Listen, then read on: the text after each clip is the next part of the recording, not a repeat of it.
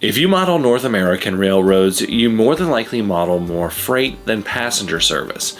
Passenger trains are fun to run and look nice on our railroads, but how do we incorporate them into the operation of our railroad?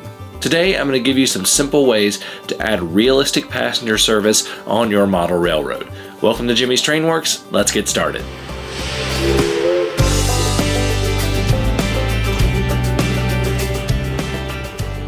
Passenger rail that would share the railroad with freight is typically known as heavy rail.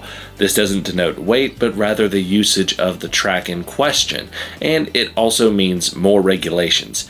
Heavy rail passenger service can be broken down into three main types: commuter rail, regional rail, and intercity trains.